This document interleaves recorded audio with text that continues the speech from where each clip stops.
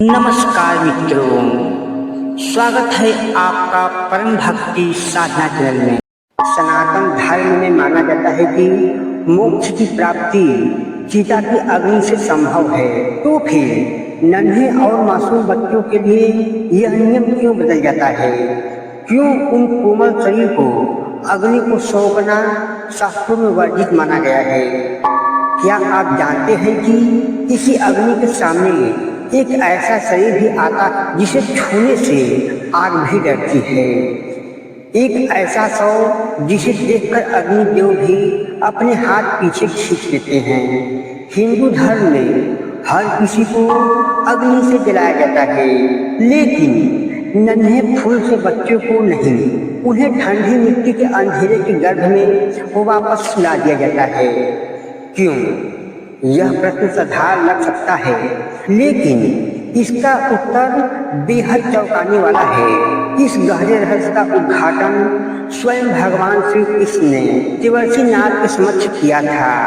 आखिर क्या है वह दिव्य कारण जिसे सुनकर नारद जी भी आश्चर्य रह गए? आइए इस वीडियो में उस परम सत्य से पर्दा उठाते हैं। एक बार की बात है, द्वारका की शाम आज कुछ अलग थी। रोज हवाओं में शीतलता होती थी, आज उसी जगह एक अजीब सी खामोशी ने ले ली थी। समुद्र की लहरें जो सदैव अपनी गर्जना से तटों को जगाए रखती थी, वे भी जैसे आज मौन धारण कर किसी अनहोनी की प्रतीक्षा कर रहे थे।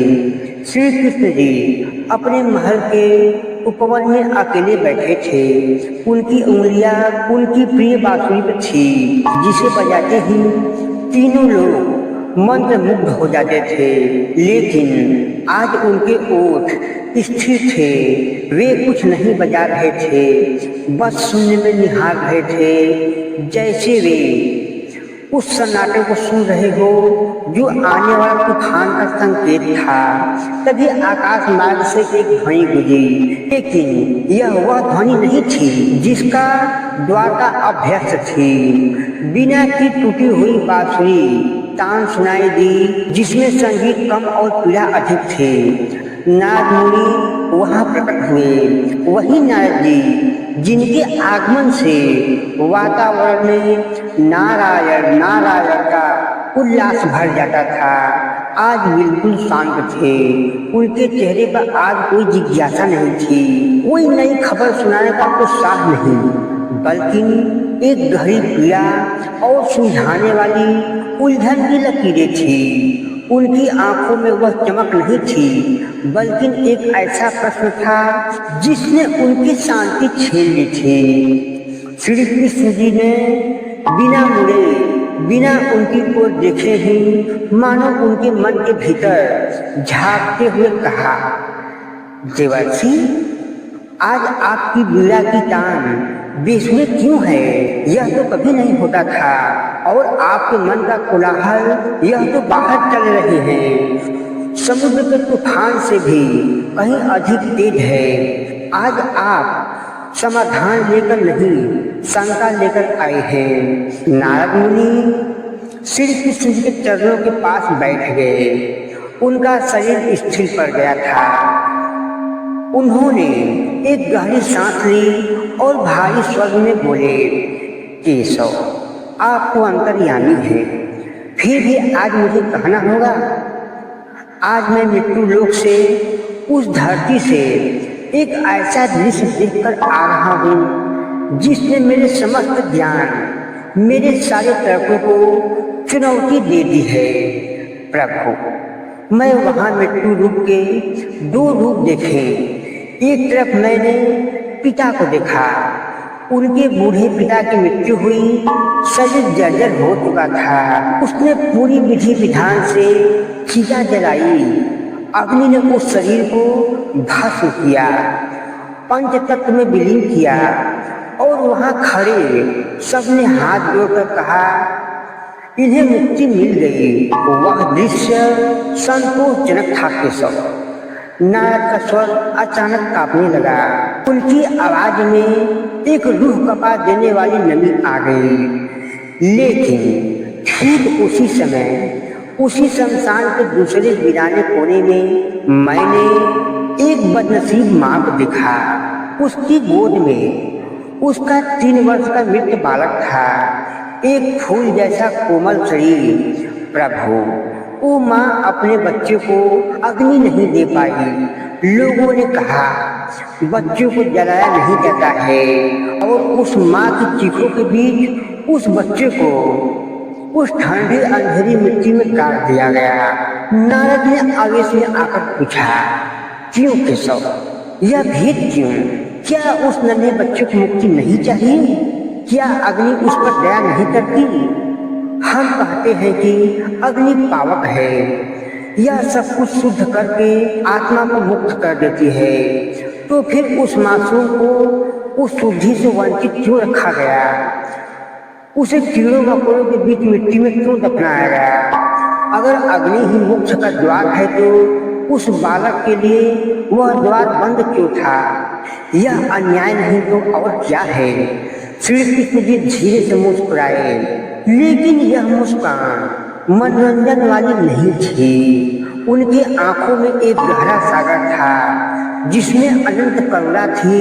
वे बहुत ठहराव के साथ बोले, देवर्षि, जिसे तुम अपनी मानव दृष्टि से अन्याय समझ रहे हो, वह वास्तव में सृष्टि का सबसे गूढ़ विज्ञान है, जिसे केवल एक योगी ही समझ सकता है। अग्नि का धर्म है जलाना, वह अशुद्धियों को भस्म करती है, वह संस्कारों और कर्मों के बंधन को काटती है। लेकिन देवर्षि, अग्नि भी विवश हो जाती है, उसका ताप ठंडा पड़ जाता है जब उसके सामने जीवन अपने शुद्धतम निर्दोष के रूप में आता है। नारद जी ने चौंक कर अपनी आंसुओं भरी आंखों से पूछा, विवश, तीनों लोगों को भस्म करने की क्षमता रखने वाले अग्निदेव विवश, यह कैसे संभव हो सकता है प्रभु? क्या मासूमियत अग्नि से भी बड़ी है? श्री कृष्ण जी ने उनके आंखों में सीधे देखते हुए कहा, हाँ देवर्षि, मासूमियत का तेज अग्नि के ताप से कहीं अधिक होता है। तुम्हें यह परम सत्य समझाने के लिए मुझे उस प्राचीन कालखंड में ले जाना होगा जब स्वयं अग्निदेव को प्रकट होकर ऋषि मुनियों के सामने अपनी विवशता स्वीकार करनी पड़ती थी। अपने चित्त को शांत करो और ध्यान से सुनो। यह कथा एक महान ऋषि उग्रतपा की थी और उनके पुत्र उस चिता की जो कभी नहीं जली थी। श्री कृष्ण ने अतीत के पन्ने को पलटते हुए कथा प्रारंभ की। यह बात सतयुग और त्रेता युग के उस संधि काल की है जब धरती पर मंत्रों की शक्ति आज से कहीं अधिक प्रबल थी। भयानक और रहस्यमय दंडकारण्य वन में एक बीचों बीच, जहाँ विशाल वृक्ष की छांव में दिन में भी रात जैसा अंधेरा रहता था और जहाँ सूर्य की किरणें भी जमीन छूने से डरती थी, वहाँ ऋषि उग्रतप का आश्रम था। उग्रतप जैसा नाम वैसा ही उनका व्यक्तित्व। उनकी क्रोधाग्नि इतनी प्रचंड थी कि वन के हिंसक पशु, शेर और बाघ भी उनके आश्रम से कोसों दूर रहते थे। उन्होंने वर्षों तक केवल हवा पीकर एक पैर पर खड़े रहकर अंगूठे के बल पर ऐसा घोर तप किया कि इनका सिंहासन भी डोलने लगा था। उनके पास सिद्धियां थी, प्रकृति को वश में करने वाले मंत्रों की शक्ति थी और काल को भी चुनौती देने की एक अभिमानी विश्वास था। जीवन के संध्या काल में जब उनका शरीर वृद्ध होने लगा, विधाता ने उनकी सबसे बड़ी परीक्षा ली।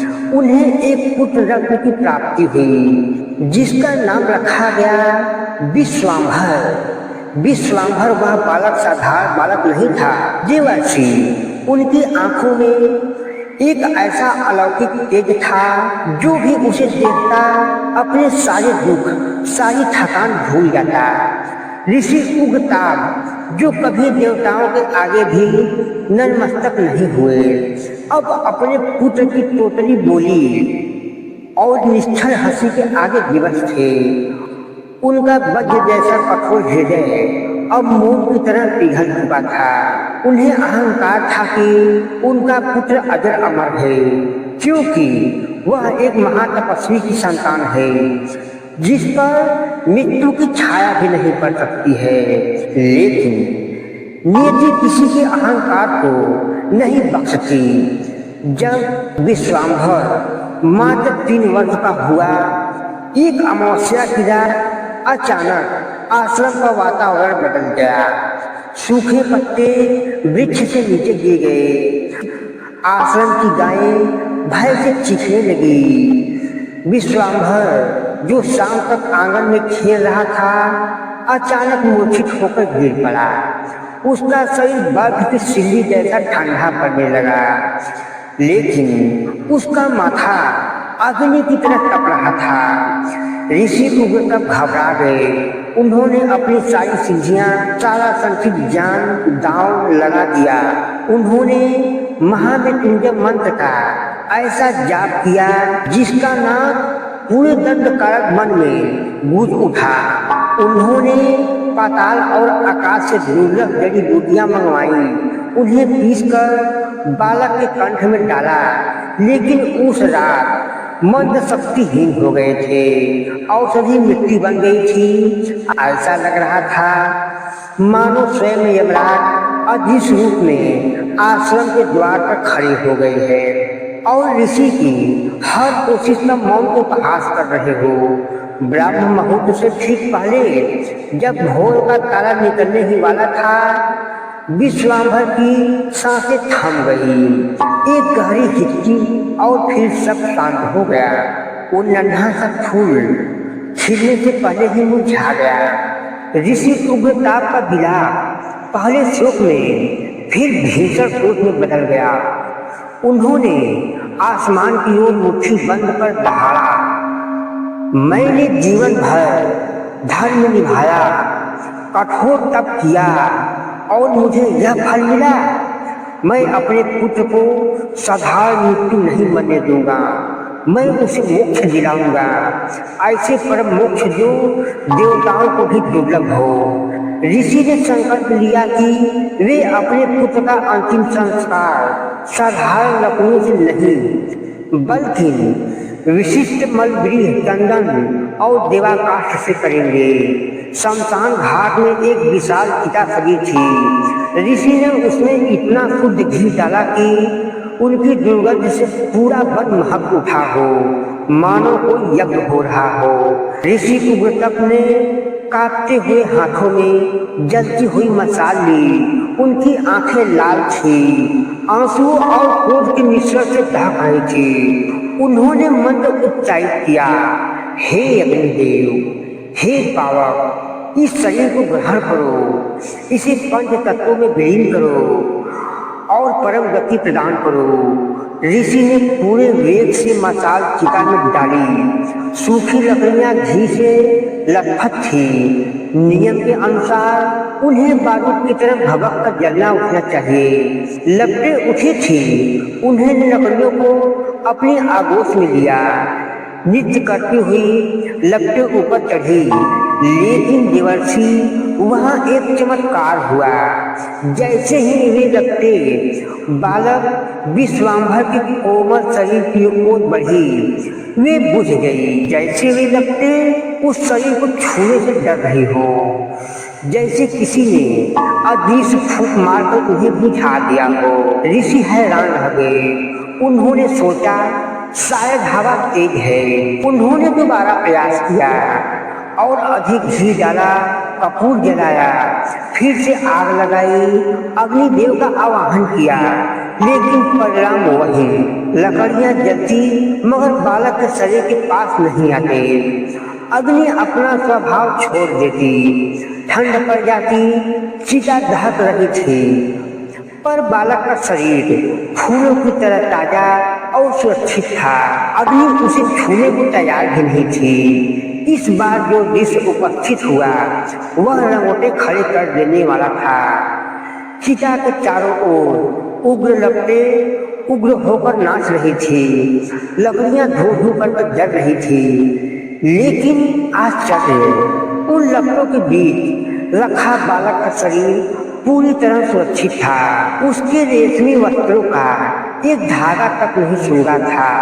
ऐसा प्रतीत हो रहा था मानो अग्नि की लपटें उस शरीर के पास जाती और भयभीत होकर पीछे हट जाती। ठीक वैसे ही जैसे कोई विषैला सर्प अपने शिकार को आवश्यकता से अधिक शक्तिशाली समझकर डर के मारे पीछे हट जाता है। अग्नि जो सब कुछ भस्म करने के लिए जानी जाती है, आज एक फूल को छूने का साहस नहीं जुटा पा रही थी। वह अकल्पनिक दृश्य देखकर वहां मौजूद अन्य मुनियों और शिष्यों के धैर्य बांध टूट गए। श्मशान की निस्तंभता कानाफूसी के बाद शोर बदल गई। कोई भय से कांपते हुए कह रहा था, क्या यह बालक श्रापित है? तो कोई शंका जता रहा था, क्या यह पिशाच का साया है जिसने अग्नि को बांध दिया है? आखिर अग्निदेव अपनी ही आहुति स्वीकार क्यों नहीं कर रहे हैं? एक तरफ भय और भ्रम का वातावरण था। ऋषि उग्रताप जो अब तक धैर्य धरे बैठे थे, यह सब सुनकर टूट गए। उन्हें लगा यह अग्निदेव का अहंकार है जो उनके पुत्र का अपमान कर रहा है।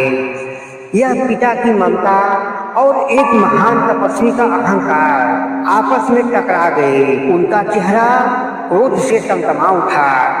ऋषि ने आसमान की ओर देखकर भीषण गर्जना की, अग्नि, तुम मेरे धैर्य की परीक्षा ले रहे हो।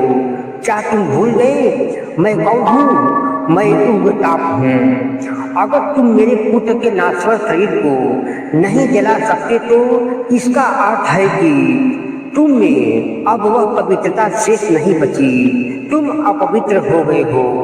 क्रोध के कारण उन्होंने अपने कमंडल से जल निकाला। उनका हाथ श्राप देने के लिए ऊपर उठा।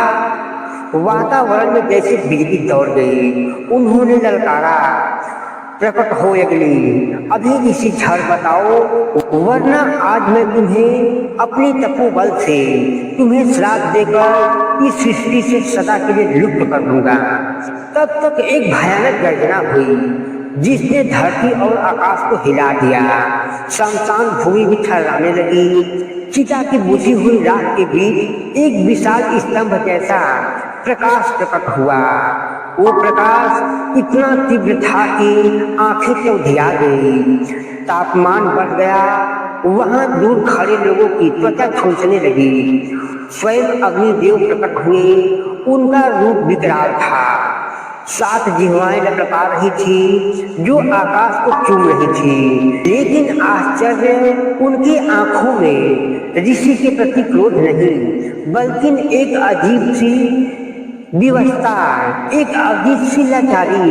अग्निदेव के आवाज में बादलों की गड़गड़ाहट जैसी गंभीरता थी। ठहरो उग्रताप, अनर्थ मत करो।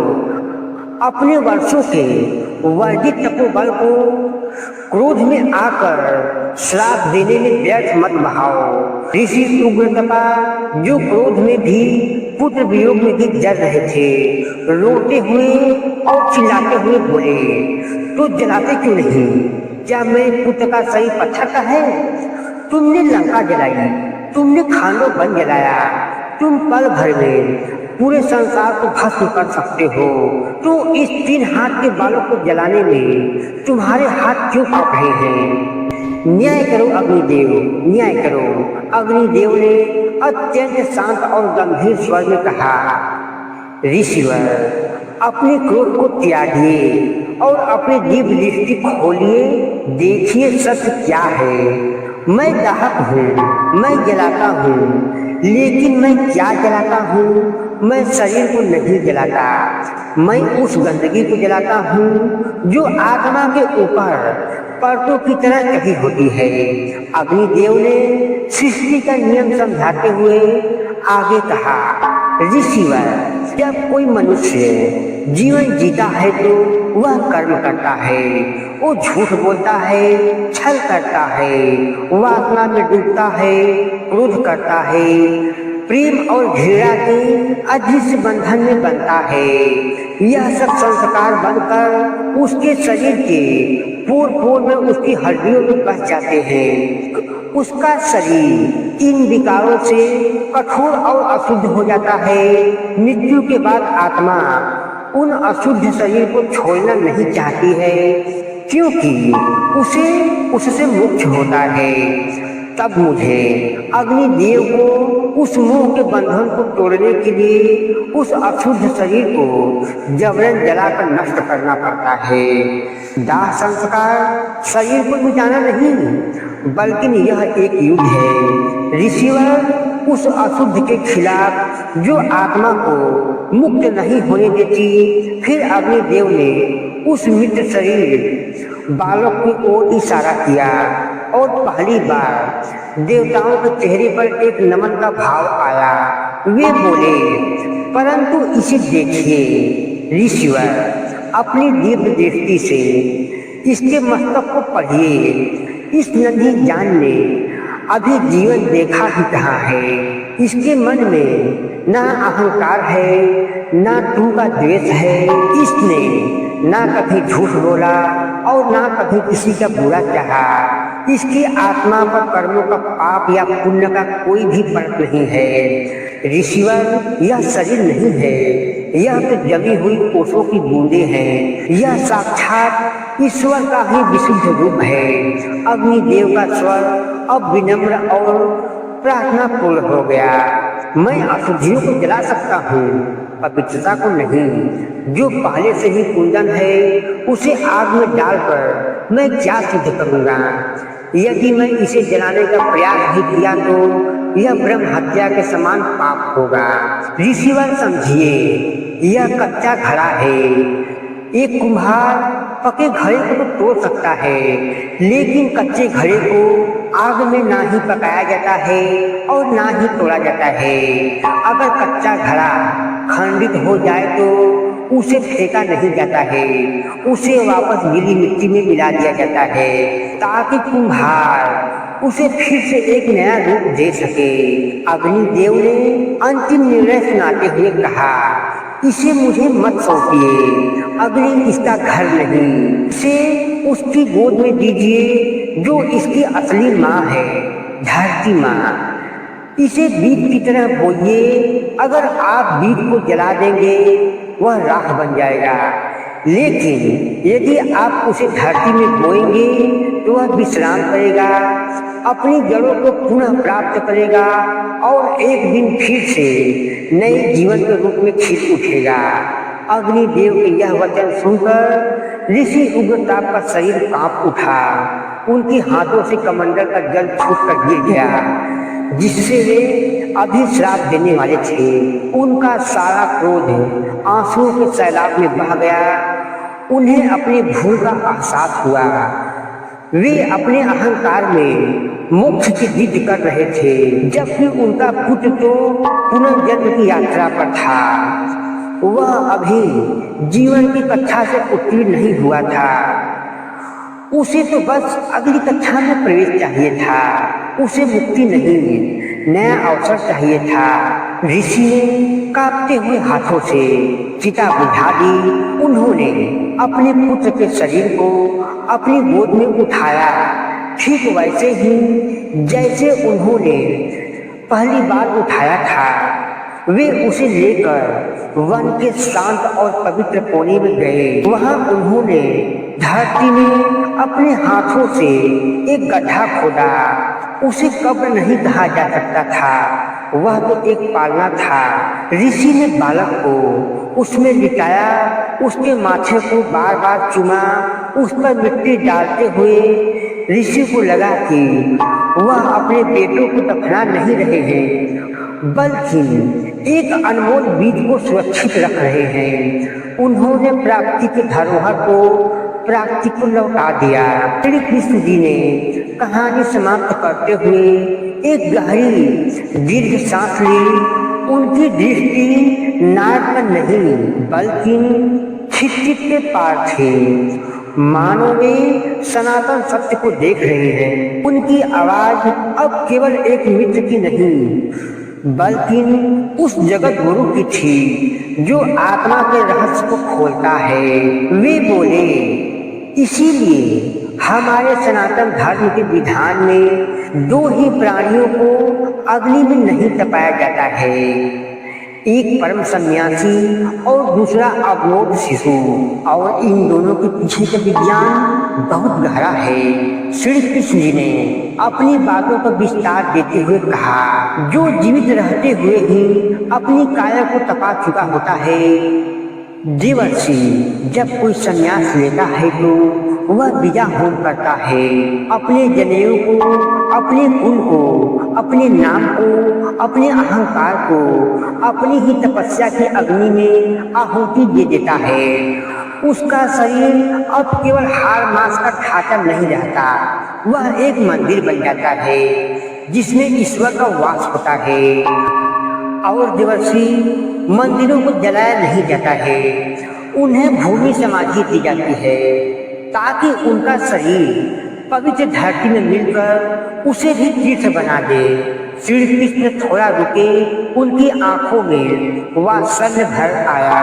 और दूसरी ओर वह शिशु जो धरती पर अभी आया भी नहीं था, वह एक अतिथि की तरह था जो अपना सामान यानी अपने कर्म लाना भूल गया था, जिसने अभी कर्मों का खाता खोला ही नहीं, जिसने ना राग किया, ना द्वेष की, ना किसी का दिल दुखाया और ना ही किसी पर अधिकार जमाया।